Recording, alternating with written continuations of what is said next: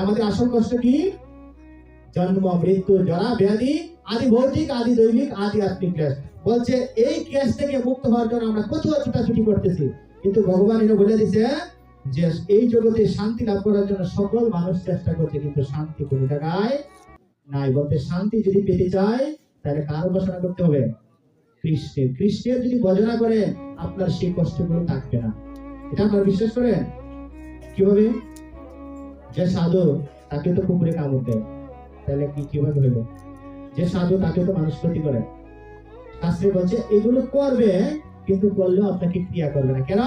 যেন প্রহ্লাদ মহারাজ শুদ্ধ ভক্ত। আমরা যখন উন্নত স্তরে চলে যাব, ভক্তির উন্নত স্তরে, তখন এগুলো আপনাকে কি করবে? কামড় দিবে, ঠিক আমার কি হবে না? ক্রিয়া হবে না। কিরকম?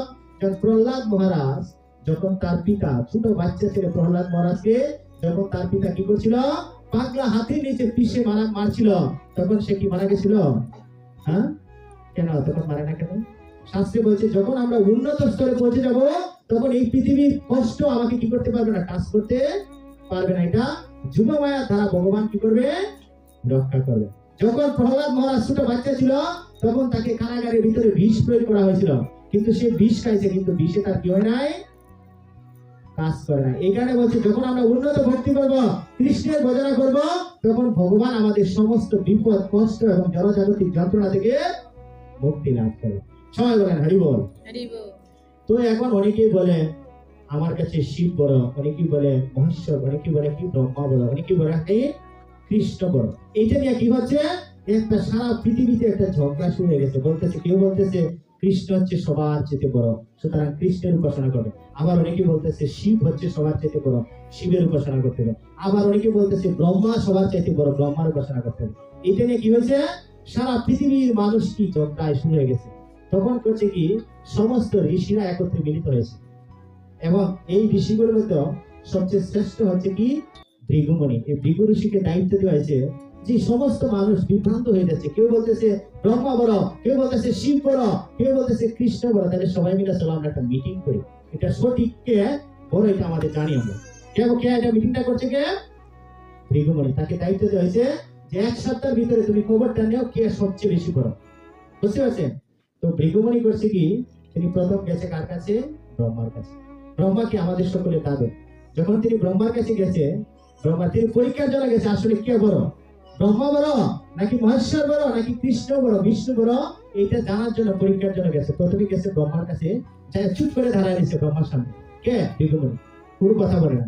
আর ব্রহ্মা তো অত্যাধিক রাগান্বিত করলেন, হ্যাঁ তুমি আমার সন্তান হয়ে আমার সামনে আইসো, আমাকে কোনো প্রণাম করো না, দণ্ডবোধ দেও না, আমার কোনো সম্মান দেয় না, তুমি এখান থেকে বের হয়ে যাও। দূর দূর করে তাকে কি করছে? তাড়িয়ে দিচ্ছে। কে? ব্রহ্মা।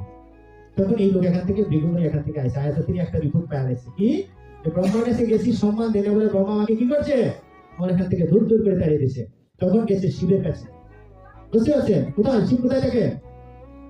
কৈলাসে শিবের সাথে। শিবের সাথে যখন দেখা করতে গেছে, শিবের প্রণাম করছে ঠিকই, কিন্তু শিব যখন তার সাথে আলিঙ্গন করতে আসবে, কোলাকুলি করতে আসবে, তখন বলছে না তুমি আমার সাথে কোলাকুলি করবে না। কেন? বলছে তুমি সারাদিন শ্মশানে করে থাকো, তোমার শরীরে ভস্ম থাকে সবসময়, ছাই থাকে, তুমি অপবিত্র, তুমি আমার সাথে কি করো না? কোলাকুলি করো না। যখন এই কথা বলছে, শিব করছে কি ত্রিশূল দিয়ে তাকে তাড়া করছে। তুমি এত বড় ভক্ত হয়ে গেছো, তুমি আমার চেয়ে বড় ভক্ত, আমি আসছি তোমার সাথে কোলাকুলি করার জন্য, আর তুমি বলতেছো আমার শরীর অপবিত্র হয়ে গেছে। কি করছে? ত্রিশূল দিয়ে তাকে তাড়া করছে। তখন কি করছে? ভৃগুমণি সেখান থেকে পালিয়ে আসছে। এখন গেছে কার কাছে? বিষ্ণুর কাছে, মানে কৃষ্ণ। কৃষ্ণই হচ্ছে কৃষ্ণ, ঠিক না? যে বিষ্ণুর কাছে গেছে, বিষ্ণুর কাছে গিয়েই প্রথমে করছে কি, তিনি তার চরণ দিয়ে আঘাত লাগাইছে কার? বিষ্ণুর কপালে, ভগবানের কপালে। যখন আঘাত লাগাইছে, তখন ভগবান বিষ্ণু সেখান থেকে হয়েছে, এই ভৃগুমণি তুমি আসছো, তুমি ভগবানের এত বড় মহান ভক্ত, আর তোমার সেই তুলতুলে নরম সেই পাদপদ্ম আমার সেই কঠিন মস্তকে লেগে তোমার কি কোনো কষ্ট পেয়েছো? তুমি কি ব্যথা পেয়েছো? কে বলতেছে এটা? বিষ্ণু ভগবান বলতেছে, দেখি দেখি তোমার কি হয়েছে, তুমি মনে ব্যথা পাইবো, কারণ আমার যে মস্তকটা, ভগবান তো তিনি দেখেন করতে বলতেছে আমার মস্তকটা মনে হয় অনেক শক্ত পাথরের মতো, সেখানে তোমার তুলতুলে সেই নরম পা তুমি আমার মস্তকে রেখেছো, নিশ্চয়ই তুমি কষ্ট পেয়েছো, অনেক যন্ত্রণা পেয়েছো, যাও তোমাকে মালিশ করে দিই। বুঝতে পারছেন? তখন তো তিনি বুঝে হয়েছে। এই কথাটা তিনি কি করলেন? এক সপ্তাহ পরে তিনি সবার সাথে বলতেন, সবাই বলছে কৃষ্ণচন্দ্র ভগবান হচ্ছে সবার ঊর্ধ্বে, এই বিষ্ণু হচ্ছে জগতের সার। তাহলে কার উপাসনা করতে হবে আমাদের? কৃষ্ণের উপাসনা। যেটা শাস্ত্রে বলছে সাধু, যিনি সাধু তিনি হচ্ছে অত্যন্ত বিনয়। কেন বিনয় হয়? কারণ ভগবান বলছে অহম ভক্তা পরাধীন, আমি আমার ভক্তের অধীন। পৃথিবীর সমস্ত মানুষই তার ভিতরে অহংকার আছে, ক্রোধ আছে, কিন্তু ভগবান তার ভক্তের পদধূলি তিনি কি করেন? ধৌত করেন। আর কোন জায়গায় এটা পাওয়া যাবে না। ভগবান বলছে এই পৃথিবীর সমস্ত ব্রহ্মাণ্ডটা আমি পরিচালনা করি, কিন্তু আমাকে পরিচালনা করে একজন লোক। তিনি কে পরিচালনা করে? ভগবানকে বলছে অহম ভক্তা পরাধীন, আমি আমার ভক্তের অধীন। একমাত্র ভক্তই কি করে?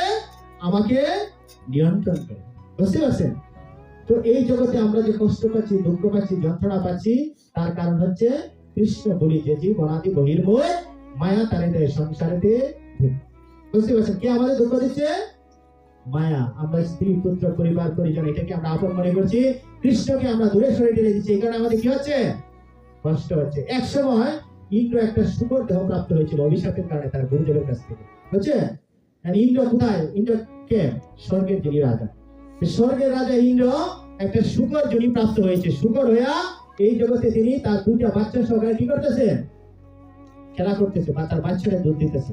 এখন এইভাবে করতে গেছে, তার সময় চলে গেছে, মানে তার একটা নির্দিষ্ট সময়ের জন্য সে অভিশপ্ত হয়ে আসছিল।